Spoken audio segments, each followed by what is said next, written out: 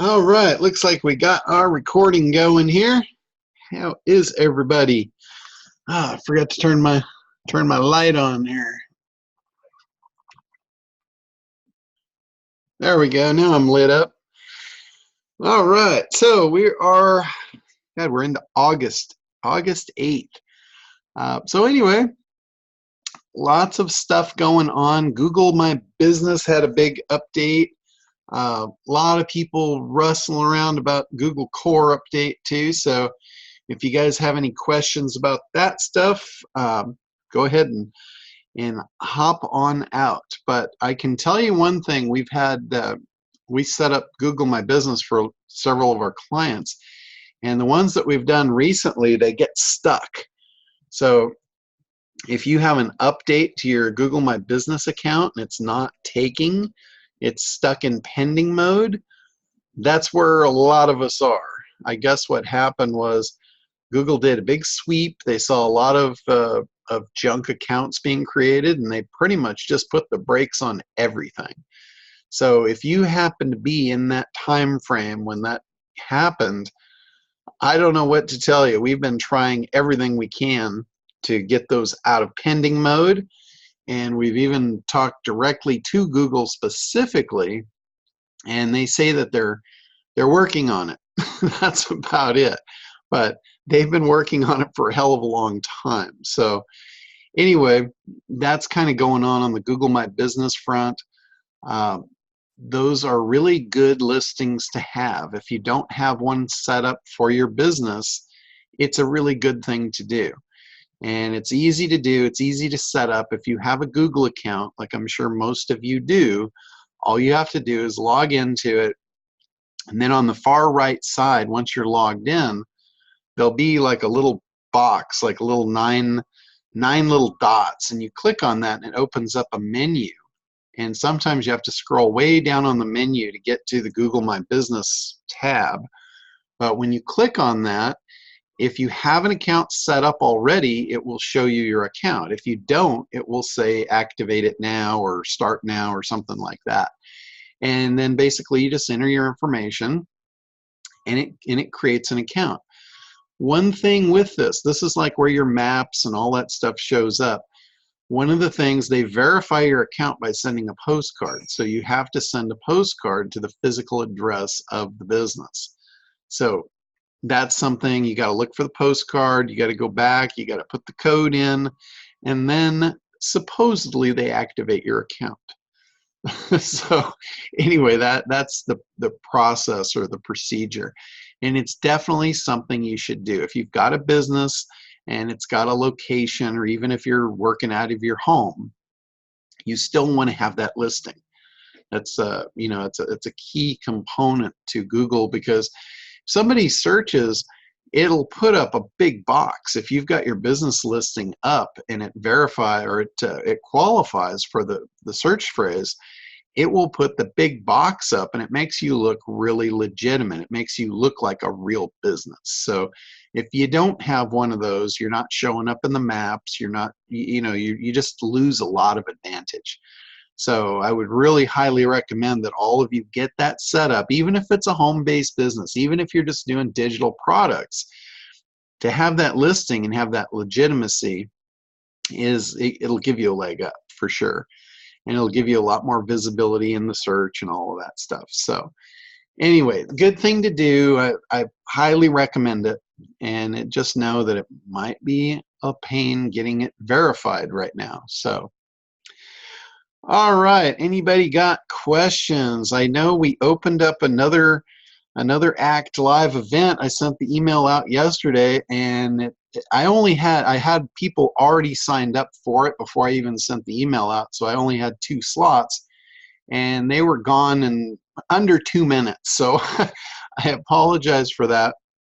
And the other thing I wanted to let you guys know, if any of you are in the Apprentice Program and you want to schedule dates for one of those 2-day events, I only take like 4 or 5 people at a time, and I do them here at my house. If you are wanting to do that, just let me know the date, and I'll work around you, and then I'll open it up to to the others. But no, I only take 4 or 5 Chris, yeah, you have a question. Go ahead and pop on out there. Hi, you can hear me? Yep, how's it going? Pretty good, pretty good. Yeah, All I have a client with a problem, and I just want to see how you would approach this, because right. I'm trying to figure out how best to. He's got I do AdWords for these guys now through the guy who's selling their marketing, and they've got this review on page one of Google. Actually, they've got two on two different forums, the position 5 and 6, and I told him earlier the easiest way to dealing with it is talk to the person, see if you can get them to take it down, and then some other stuff, because I don't want to charge them any money for stuff that's not needed. But Yeah. they're telling me they're losing millions of dollars because these reviews are up there. I'm getting all these leads, and then they're not getting the sales they used to, and I'm trying to decide how to my idea is obviously try to see if I can rank some properties and knock these down. But I'm trying to figure out the best way of charging this, because it's sort of like multiple SEOs at the same time on different properties, although you can probably rank these things easier with Web 2.0s and spam. I don't know if that's true anymore with RankBrain, because theoretically these negative reviews probably get a lot of clicks. Yeah, exactly. So I was wondering, how would you approach this? I was thinking maybe $1,800 or $3,500 up front to create all these properties or whatever, and $1,000 a month to maintain them off the first page, maybe $2,000 a month if I get them down to the third page or something like that. But I'm on this balance. Like, I could get these things off really quickly. They pay me one time, not pay the monthly, or or they, these Facebook reviews. There's good Facebook reviews there now too. But if I say keep the bad stuff off the top page, then I have to knock Facebook stuff off down or whatever. So how would you approach a client like this, and how would you charge them and frame it? Okay, well, first of all, I know what they say. There's generally a lot of drama around that subject. Like, they say they're losing millions. That's probably not true. Right. First of all, that's just, that's their way of like trying to get you to see, hey, this is a big deal for me. Right. And so don't take it literally that they're actually losing millions. Well, no, their product's $70,000, so they actually. I don't know about millions, but Yeah. they could literally be losing $500,000 to $1 million. Yeah. Yeah. So some of the stuff that you can do, obviously, I mean, the basics. With reputation management, it is an expensive deal because, yes, you're optimizing multiple properties. What you might want to do is come up with a better strategy for them where you actually optimize multiple of their properties. Right. Like, if they don't have all the properties set up themselves, there's that site called Noam. Are you familiar with that? Yeah, exactly. Where basically all the Web 2.0 sites you can get. Yeah, it'll sign up for all of those under their name in one shot. You can do that, and then you can start building those properties out. And that's something you can charge them legitimately for, to build those properties out and then to optimize all those properties. And what you might do is, you might see which ones of them have traction and go for those first, because they're going to be the easiest to move up. Right. And depending on what it is, depending on the keyword and the niche and all that, you might be able to do it pretty easily, and maybe not. I don't know. You have to get into it to see how it goes and what you're up against. It's their brand. It's their brand name, and actually, it doesn't look like it would be that hard. The properties that need to be down are like a trust flow of 27, a citation flow of 46, and there's not a lot of stuff optimized for that their term. So I don't think it would be hard. Assuming RankBrain doesn't come in, everyone just loves clicking on the negative stuff, and I don't know how things are with the algorithm now. I could see it being harder these days to do it than 5 years ago. Yeah, and it's not just about the clicks either. What happens is, a lot of times those sites where they have poor reviews on them, let's just say, they have a lot of traffic on them. So RankBrain, because of the brand, they've associated that brand with a lot of traffic, whether it's trustworthy or not. They assume it is because of the traffic and the connection to the brand and the people searching the brand. So that's where, like, just about any keyword right now that you type in, you'll notice most of the top is big brands. Like, if you look for anything related to real estate, the little local realtors, they don't have a lot of chance right now because all the big ones are coming up. Right. So, they're up against Trulia and Zillow and, Remax and, all of these big major Goliaths. And it's not because they have better optimization for those pages. It's not because they have more links and better code and all of that. It's because what, RankBrain has associated that brand with those keywords. So right. that's where you can, you can count on that being a challenge if it's on one of those type of sites. So, I for sure wouldn't make any guarantees. You want to make sure that Right. they understand like realistic expectations.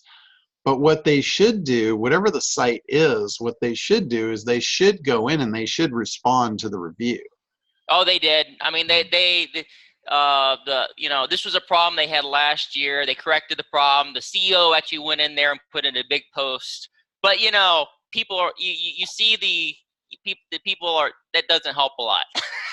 That's what I told they thought they cleaned it up a bit, but they just had their biggest. I got them tons of people into their event, and they just didn't have the signups, and they're figuring this is just killing them right now. That's the only thing they can figure out what's going on right now. Huh. Okay. Well, how would you like do it in terms of comp? What would you charge for this? Just to sort of, if it was you to, granted it's all different, whatever. How would you structure it? Large upfront payment monthly? What would you do to give yourself room to run with something like this? Because this could be a lot of work, but it's hard to say until you actually get into it. Yeah, it's definitely going to be a lot of work. So what you want to do, you want to assume there's not going to be a long term to it. Right. Most people won't keep dumping money into something unless it's, directly benefiting them. And right. they don't really see that getting rid of negative as benefiting them, although it really is. Right. So that being the case, you want to have like a set fee to do the initial sweep and initial thing.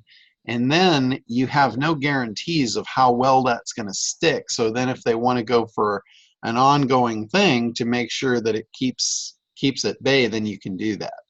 Right. But just make sure that what you charge up front is enough to make it worthwhile. Right. Right. Like, and those things can get messy. Like I rarely take those on and get in the middle of them just because of that. These guys approached me 6 months ago about this. I've been trying to tell them I didn't want to do it for I told them speak to these guys. I even told them go to the forum site and offer them, because they've been trying to get them advertised, and they're offered to buy an advertisement for the next 2 years as long as they de-index the page. Not even take it away, just de-index it. Sure. But they really want me to do it, so I'm just trying to figure out how much should I charge to just make it sure it's worth my while, because it's I don't know. Well, just figure, like, instead of telling them it's so much per month, I would just tell them, this is probably a 90 or a 3 or 6 month deal. Right. And this is the price. Right. And then, basically say that's going to get you so far, and then you can decide at that point if you want to continue or you want to just leave it lie. Okay. And then, let's say it's a 6 month deal. I would get at least half of it up front, and then you can break the rest into payments. So if they decide to bug out or something, and right. even if you have contracts, people still bug out of them. Right. And, for you, like for me personally, I don't hold anybody hostage. If somebody wants out of something, I just let them out. Right. It's not a big deal. And just because you have a contract doesn't really mean anything. Yeah, that's why I don't even give contracts. Yeah, you still have to chase it and battle and fight. And somebody told me a long time ago, never throw good money after bad. Yeah, and I've been in lawsuits. I've sued people for embezzlement and stuff before. It ain't cheap. It's like, just to enforce something, you're talking just to 5 figures minimum just to file something, Yeah, and then not only that, it just sucks the life out of you. Yeah. So just go in, protect yourself, make sure you get enough to be doing what you're doing, and and make sure you set the expectations that you're not guaranteeing that this is going to go away, and even if it does, you're not guaranteeing it won't come back. Right. Right. Because that is just there's no way to do that. Right. Like even with Google, if you're doing SEO for a client, there's no way to make any kind of guarantees. Right. There just isn't. Right. You know, Google could change what they're doing tomorrow, and now what happened to your guarantee? You know. Right. I don't. You know, I never want my name attached to something that I can't fulfill. Right. So anyway, so just Thanks. just be careful of that. And as far as a number, I don't really know Right. what that number would be without seeing what it is you're going to package up for them. But just know Right. that everything you do, it's multiple SEO projects. That's what, this is, it's paying to price out. This is the reason I've been trying to tell them I don't want to do it for 6 months. Yeah, and beyond that, it's even web development, because you're gonna have to develop out all those sites and Yep. all of that stuff. So it's a big project. Yeah. But one thing about it, if you're gonna do it in their benefit. Don't just create a bunch of sites just for the sake of having a property. Right. Brand them out, make them build out their properties, and then they can have them forever. And, Right. it'll benefit them long term, whether it helps or not for this in the long term. Right. One of the things I've seen, people that or businesses that have all these properties built out, and they've kind of laid a really solid foundation, they have much less problem with reputation, because when somebody posts something, it just gets buried in the smoke. Right. Because they're everywhere. So, if something shows up and they've already got 20 different listings, so if you go even through page 2, you see one thing after another, and it's all good stuff, and then you see one bad thing, it's not going to stand out like if it's the only thing. Right. And so Thanks. I was just looking through. I was looking to buy something on Amazon yesterday, and I thought, well, let me play the millennial game here. Let me pretend like I'm a millennial and look at the reviews and make my decision based on that. And I always go to 1 stars first, actually. Yeah, and I looked. There was a bunch of reviews on this thing, and I kind of scrolled through them, and I said, oh well, here's one that doesn't look too good. Let me read that one. And I read it, and I was thinking, every sentence I read, I was thinking, I know this guy. Even though I didn't, I have no idea who this particular person was, but the profile, it's like, I know this guy. This guy is an idiot. This guy, I'm not trusting this guy's opinion as far as I can throw him, because I've dealt with people like this before. And, so I don't know that everybody has my same thought process on that, but it was funny when I read it. I'm like, oh God, this guy's a nightmare. This guy's a menace. So it always happens. I mean, we do, we just released well, we didn't just release it, but we just did a launch on the Rainmaker software, and we just put almost 200 new customers in. And most of them are awesome, but there's some that you pull your hair out over them. And it's just no getting around it. As when you get into numbers in business, you're always gonna have that. Unless you're taking your clients on one by one and you're able to pick and choose. Like, that's what I do with SEO. I will never take anyone on that I know I can't make happy, because I just don't like that. That's not a relationship I want to be in. Right. So it's Gregory says, James Malinchek says delete. that's right. Hit the delete button. You're gone. And I just actually gave somebody an option for that on our support system. The guy was just needling me one time right after another, and I said, it truly sounds to me like you're unhappy. How about I just give you a refund and we say goodbye? And I've done that with SEO clients too. I've had SEO clients in the past where I just say simply, I said, it sounds like you're unhappy. So maybe we should just, part ways. And every time I do that, it changes their attitude almost instantly, because that's not really what they want. And they realize that they're being a jerk, and that I'm not going to put up with it. So Right. it's really incredible how just that one little sentence can change the game and put things back in your favor. So, Right. because when you're providing service for someone, there's a reason for that. Either they don't want to do it, or they don't know how to do it, and you're truly there for them. It's like you're doing them a favor, even though they're paying you for it. They need you. So they shouldn't have a relationship where they're going to be an idiot towards you. It should be good for everyone. Yep. So All right. Thanks. yeah, absolutely. All right. Anybody else got questions here? I do want to talk about one thing, as far as, and this goes back to Gary Howarth. He sells a system for video email marketing. And one of the things that he talks about in his webinars and all that is how you have to follow up.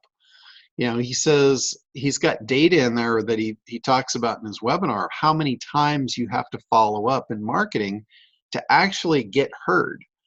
And it used to be like 7, I think was the one, and now it's some outrageous number. It's like quite a few more than that. And when you think about it, that's a lot of communication.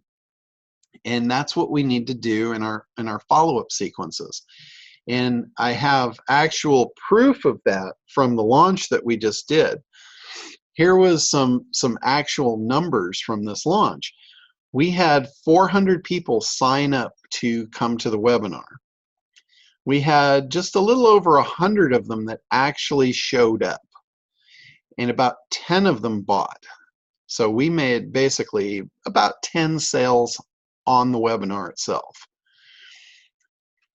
Now, I wasn't very excited about that. 10 out of 100, it's 10%. That's pretty good for a sales ratio, but I was expecting a lot more. And anyway, the short of it was, all of the sales, we made, probably 150 sales off of that. But all of the sales came after the webinar, and it was because of the follow-up. We did this with a couple of guys, and they were really, really good following up with their audience. And they probably did 10 follow-up emails over like a 4-day period. And every time they would send an email, more sales would come in, more sales, more sales. So if you're giving up early, you're leaving a lot of money on the table. And that's the same with anything. This is not just for online marketing. This has been around in advertising forever. It was like with television commercials. That's why they would run the same commercial 3 times during a 1-hour show. You'd see it over and over and over. It felt like they're clubbing you on the head with it. But by the time you're 2 or 3 weeks into that show, you've been shown that ad 9 or 10 times. It's ingrained. It's like it's familiar to you. You're like, oh yeah. The first time you're like, yeah, okay. The second time you're like, well, yeah, that's a pretty cool idea. Then the third time you're like, I should probably get that. And by the 10th time, you're in the market, and you're in the toothpaste aisle, and you look around and there's 50 different brands of toothpaste, and all of a sudden you reach out and you pick up the Crest. Why is that? It's because 4 out of 5 dentists recommend Crest, and you've heard it 1,000 times. It's like that's the one that's familiar. You're reaching out to an old friend. And that's the same thing with your marketing. If you're not bringing your message in front of your audience multiple times, you're not creating that. So when it's time for them to actually buy, and they look at all the options online, or they look at the options wherever they're buying, and they don't see you as the old friend, chances them picking up your product is not very good. So that's the whole purpose behind it. I mean, marketing is really, really important.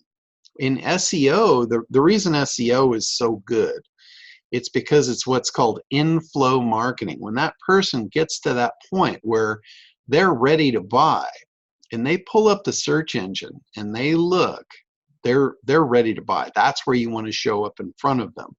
That's where you want to make sure that what you come up for is tied to that marketing message. Like if you're branding a marketing message over and over and over, you want to make damn sure that you rank number one for that marketing message. Because if you don't, you're just spoon feeding your competitors. And make sure, this is a really cool thing about this. When you brand a marketing message, generally it's unique to you. So you should come up first. Like your brand should always come up first. And that's the way you should brand that in your marketing, in a way that when they do search for it, they actually get to you. That's why in the ACT program we talk about a unique mechanism.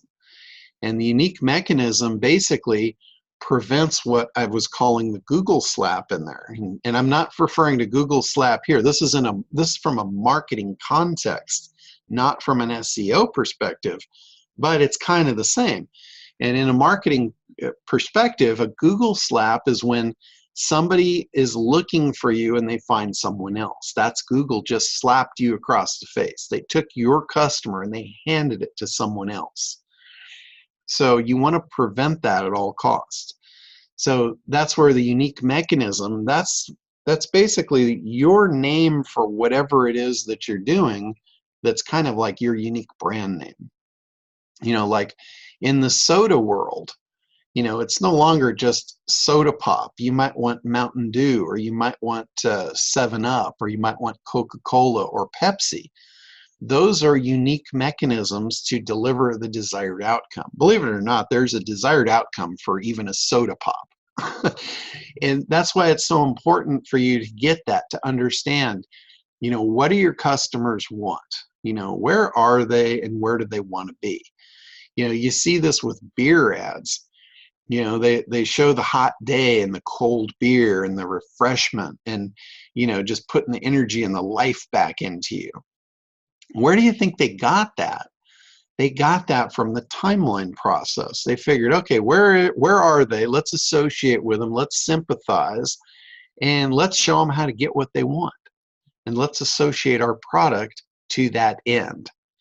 And it's just that simple. You need to do that. And then in the unique mechanism is in the Miller High Light or the Coors Light or, whatever it is, the Dos Equis.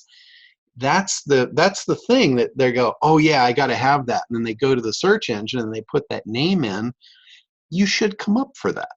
You don't want your competitors coming up for that. And that unique mechanism prevents that, because no one else has Dos Equis. There's not two Dos Equis out there.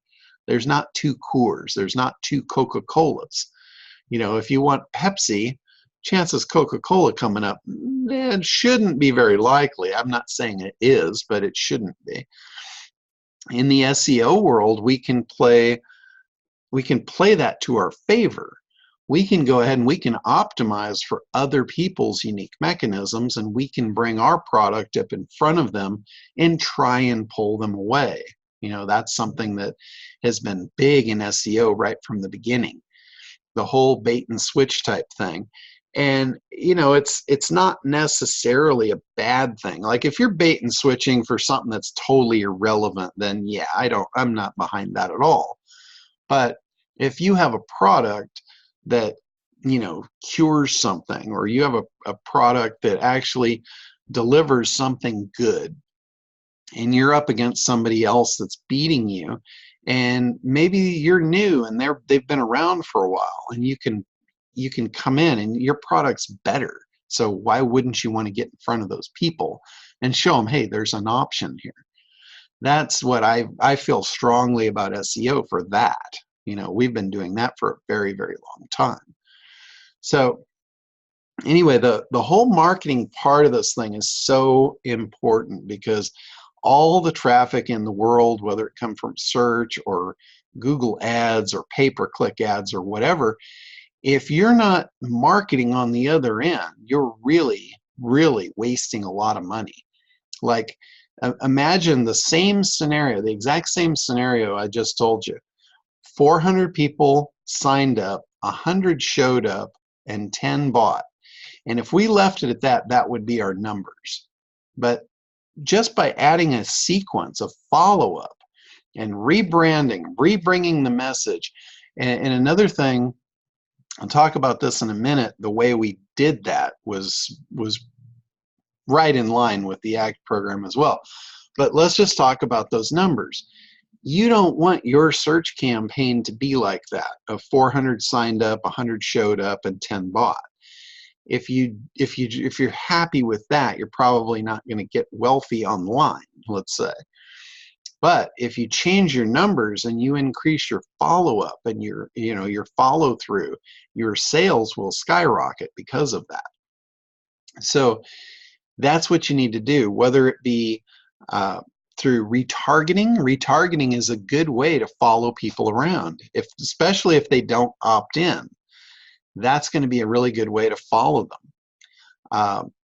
Getting them to opt in, giving them a lead magnet, offering them something for free that it can help them take the first step in their journey. A lot of times that's really important, because the reason they're not doing anything is they don't believe.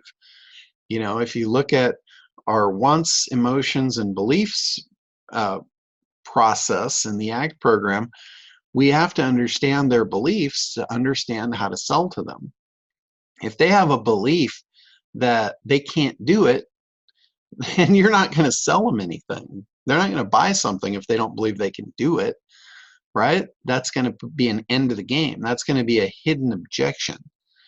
So understanding those beliefs is really important. And the first thing that you give them, if it can move them toward the outcome, it might change their belief. They might say all of a sudden, I can do this. I believe I can get this done. So that might be a really good lead magnet to create and give them. Help them take the first step, because a lot of times the first step can actually change their belief, and then they can say, I can do this. Give them more stuff. Give them more free stuff in the funnel. Have reasons to keep touching them, keep reaching out, keep helping them along in their journey, and get your numbers up of engagement. Get your numbers up to where they see you so many times that either you're pressing them to make a decision that they wouldn't have made otherwise, or you're just branding yourself so when they are ready to make a buying decision, you come to mind and you're like, that's the one I'm going to buy. Walking down the aisle at the grocery store, the Crest toothpaste just jumps out again, because 4 out of 5 dentists recommend Crest. And you've probably heard that 1,000 times by now. So it's that familiarity. It creates familiarity as you repeat and you continue to connect with people. So again, very important that that process. Ted wants to know if we're doing a Site Hop webinar tomorrow. Yes, we are. It's scheduled for 10 a.m. and I'm going to be going over Q&A at the end. But the first thing I'm going to go over, a couple of big things. There's actually 3 big things to go over. One is what we've learned from all of our past users, the best way to use it, the best practices, so to speak. Another one is all of the tech support issues that we've been getting because of software updates that we're in the middle of right now. And a lot of people are, and it's unfortunate it happened right when we did this launch. But there was some software updates that came out from platforms like the iOS platform and the Windows platform, and it broke some of our stuff. So our programmers are actively working to get that stuff solved. So again, that's something I'm going to cover. The other thing is the agency version, how to sell this thing to customers. In the webinar, I promised that I would give them a template to actually help them sell retail. And I just had a website created for that. I have a Kartra template, so if anybody's got the agency version and they want my Kartra template, I can just import it right into their account for them. But for anybody that doesn't have Kartra and doesn't want Kartra and they're on WordPress, I'm having a WordPress site developed that they can just import it like kind of like a template. And it's the sales process for selling SitePop retail to business owners. So we're going to be covering those, and then we'll open it up to Q&A. But I think those three things, when I cover those, it's going to answer most of the questions that I think are out there, because it's pretty much that's what we're seeing. All the questions are related to one of those three things. So I think we'll probably have it pretty well kicked right out of the gate. But you never know. So that will be at 10 o'clock tomorrow. If any of you guys are using SitePop, you want to get up to speed on that, that Q&A will be at 10 o'clock tomorrow. All right, other questions? Anybody got questions or problems or somewhere you're stuck, need to know about something? Andrew, it looks like you're... Can you see me? There you go. I just unmuted you. We couldn't hear you. All right, probably best actually. How are you doing, John? Good. How's it going? Oh, really good. I don't know if you can see, but I'm surrounded by supplements. Oh wow, yeah. So I'm actually doing the do. You know, doing pretty well actually. Thanks. That's cool. Awesome.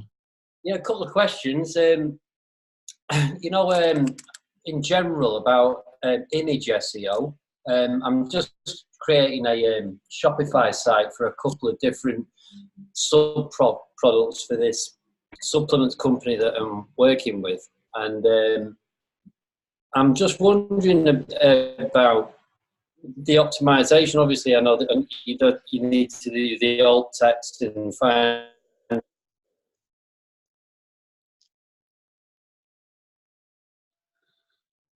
It looks like you're cutting out there again. Like you might have a bad connection or something. But anyway, let me cover that. Like you know, the relevant alt tags or whatever you want to call them.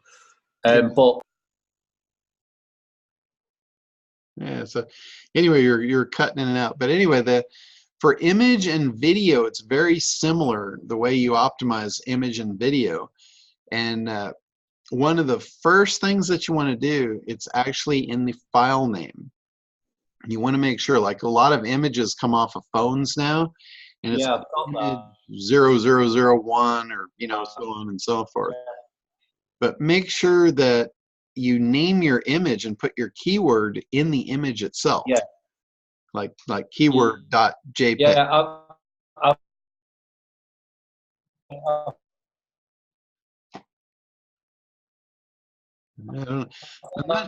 I'm not sure what's happening, but you're not training. No.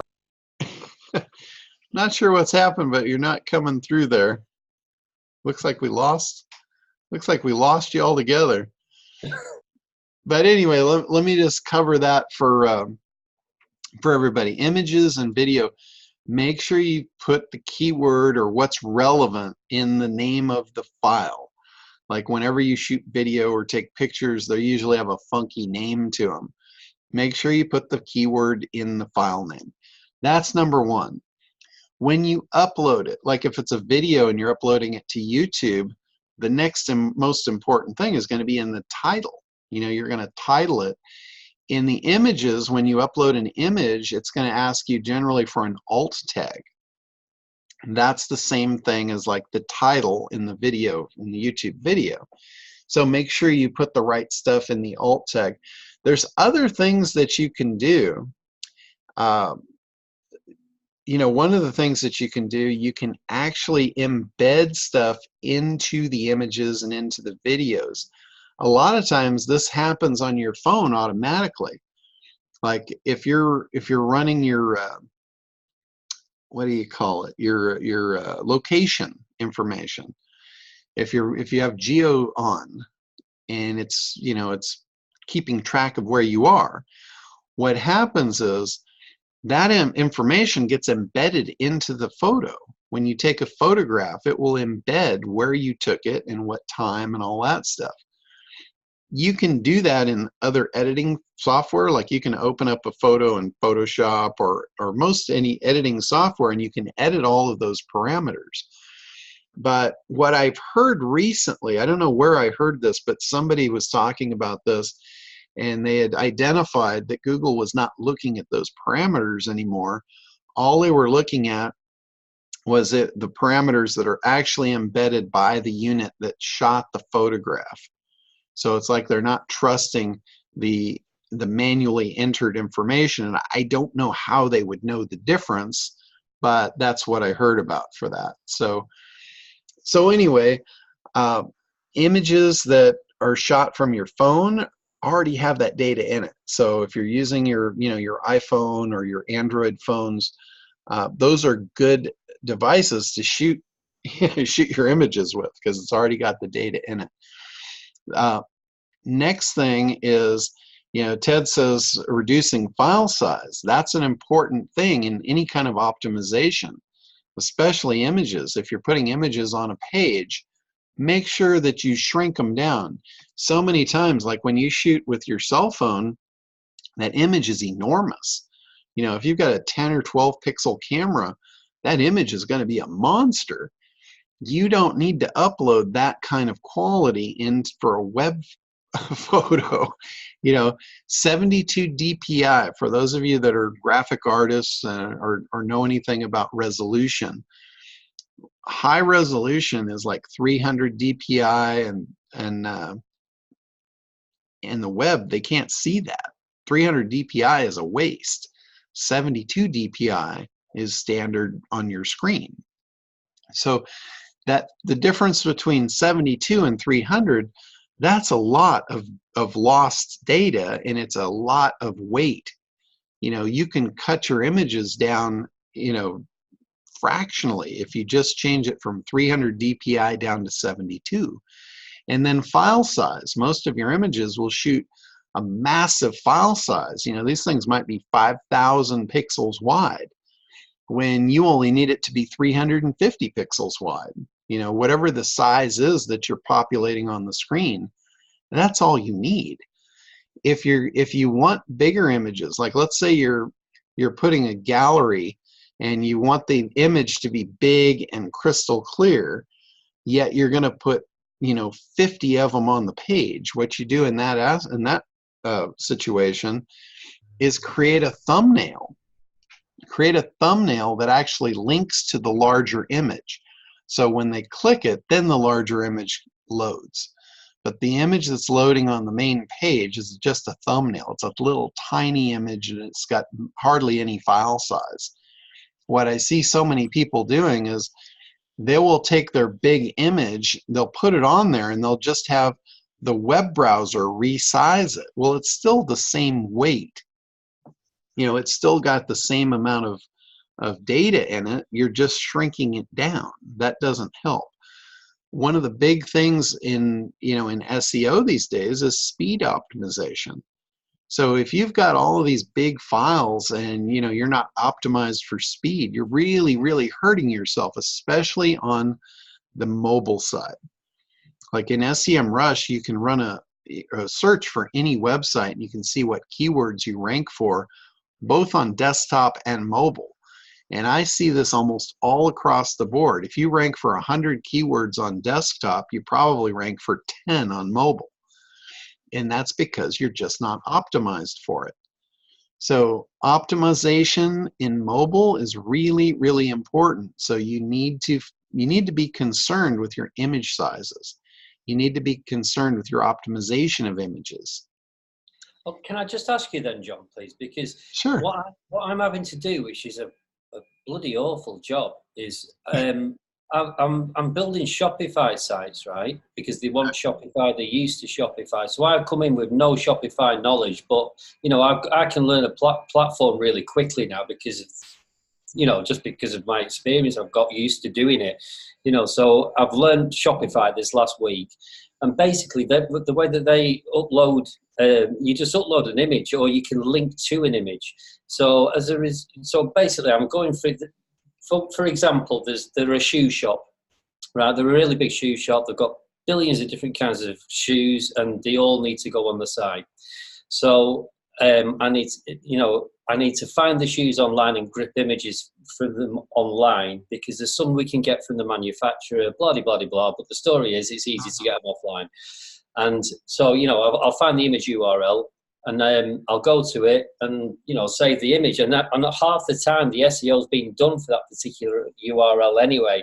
My question is, for the sites that are ranking top for the same products, is that image SEO within the URL going to be reliable? It seems to look like it is. I mean, it certainly makes sense to me what is put up there, and in the sites that are doing it well. Obviously, I've done the research to find out what the top competitors are, and then what I'm doing is you can add an image via URL or add it by image. So obviously I'm saving the images locally with the same keyword string as my competitors are using, and then I'm just going to obviously upload that to Shopify. But it did cross my mind. I thought, well, why is the option there to add it by URL? Is there any benefit to me linking out to a competitor's URL and displaying the image from them? Or if I did that, would that really hurt me? It was just something that came up in my mind. Do you know what I mean? And I was just wondering if you could answer that. Sure. Yeah. There's good and there's bad to it. The good is it's not requiring your server resources. You're pulling the image off their server, so they're getting they're basically paying for all the bandwidth of that image to be displayed. That's the good part. The bad part is if you're trying to optimize your images and you're pushing traffic basically over to their images, you're basically pushing them up in the search instead of That's what I wondered, yeah, because that's the problem with that. You wouldn't want to be pushing out to them, because the other thing too is if somebody looks up and they see the image in image search, they're going to see their URL, not yours. Can I ask you another question quickly then, John? I'm sorry I'm firing them at you. Sure, no, that's no problem. Well, say I created a CDN for their domain, right? So CDN dot whatever, right? Could I then dump all the images on there and have URLs to them and then rank that subdomain? Mm-hmm. Sure. Like using I don't know. There's various different softwares you could fire at that bad boy, isn't there? You know what I mean? I don't know. I mean, what I would do, like search engine ranker. I've just got it up again now. I've not used it for ages, but you know what I mean. But yeah, you once your images are up, you can ping those. You can link to them. You can do all kinds of stuff. For traditional SEO. So it would be a good idea to stick them all on a separate domain. Yeah, I like to get as much stuff on my domain as possible. The only thing I like to link out to is like other resources. Yeah. I'll link out to other resources that are not directly competing with me.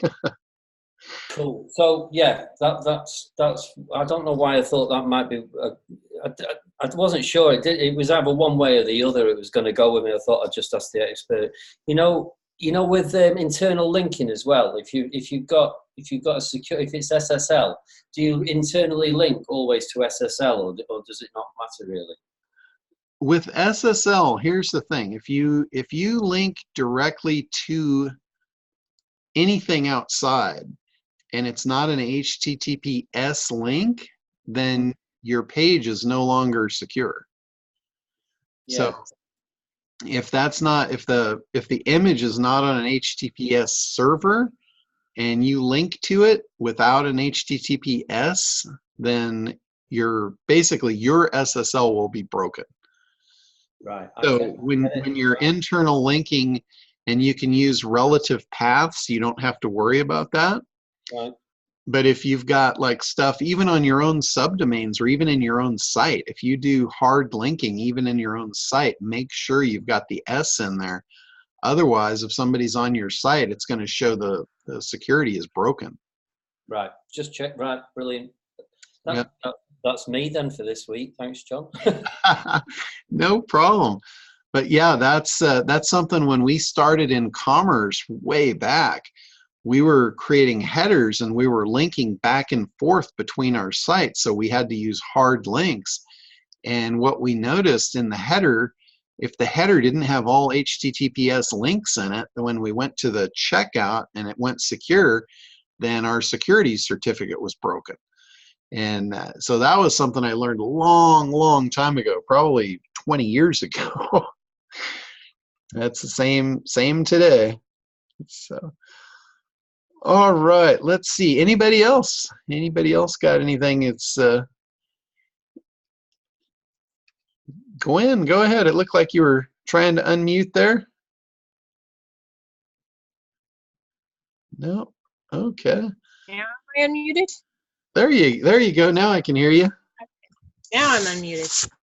I've got a potential client that is a huge WordPress site, and she's got problems before she can do any SEO. She's losing data, losing pictures, losing some forms and whatnot. And she's manually replacing it and losing other stuff. Is there any test or anything I can run, do you know, That's to weird. help solve her problem? That's really weird. WordPress runs on a database, and if she's having data loss like that, that's kind of scary. Okay. That's two things. That's either an insecure platform she's on, or somebody's in there messing with her stuff. See, that's what I was thinking, was it was her hosting.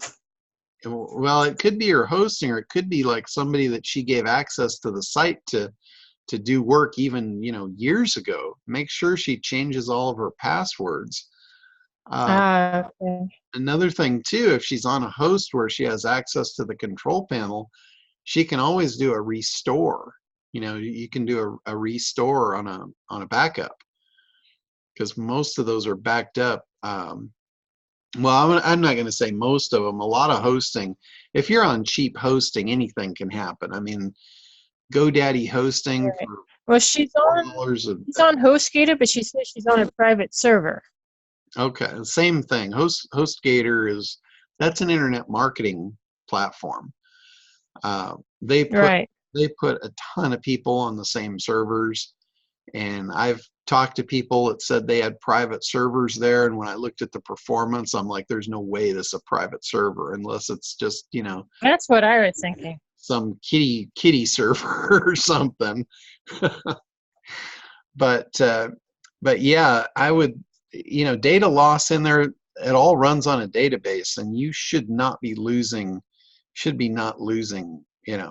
information out of your database. Okay. Ted says she could be running out of memory, and yeah, that could be a reason where, if memory stops and it corrupts the database, that could be going on. But again, that's like a platform.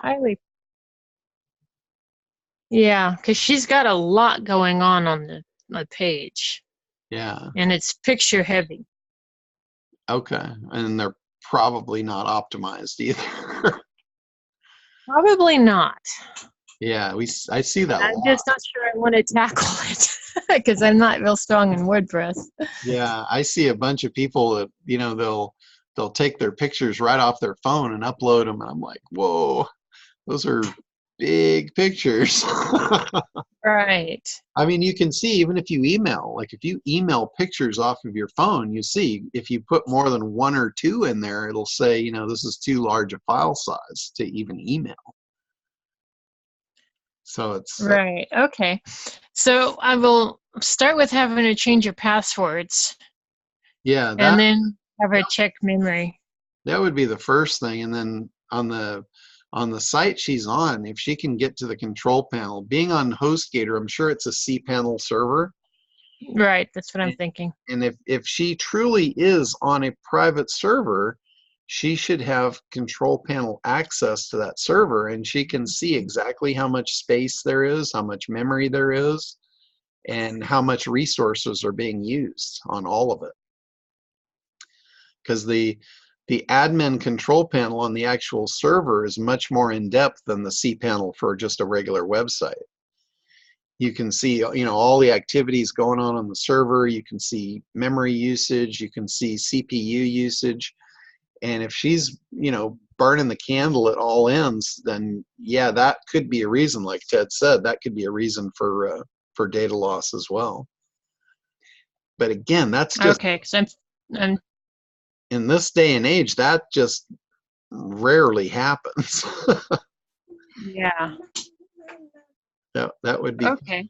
kind Well, of, that gives me a couple things to at least talk to her about yeah. and kind of get it started. And I was looking at possibly rolling her over to your hosting. Yeah, we've I'm got, not sure how much. yeah, we have those actual WordPress servers where, you know, they're optimized specifically for WordPress. That's what I was promoting. And everybody I've moved on to those, they're like, wow, this is like way faster than we've ever seen our sites run. So that would be probably a good move. Okay. Well, that's kind of what I'm thinking about, and that's what I started talking to her about when she said she's losing data. I'm like, what server are you on? Yeah, the only time I've seen data loss is actually somebody in monkeying with the thing. Like you'll get an old disgruntled outsourcer or something that has access to your site and you didn't change the passwords on them. Or another thing, if you have if you have somebody that has admin access, they can actually create other users with admin access. So you go in and you change your password, that doesn't get them out because they've already created another user. So you want to make sure you go into your database and see if other users have been created, and just delete all the users. That's okay. That's a good yeah, suggestion. that's something else I've seen. You know, because they can, if any admin user can create other admin users, and you know, you change the password on them and you think, oh yeah, I kicked them out. Well, they have another door to come in. Right. Okay. That's a good one. Yeah, make sure of that. And you know, I being in the hosting thing for so long, I've seen all kinds of weird stuff happen. So it's like that's why that came to mind. Right. Okay. Well, I will suggest those items to start with and see what Yeah, and in what fact, she's Joe, done and hasn't done. yeah, Joe on the call here, he just had that recently. He had his WordPress site. You know, he called and he said, "Hey, my site got hacked," and I went in and I saw there was additional users that had been created.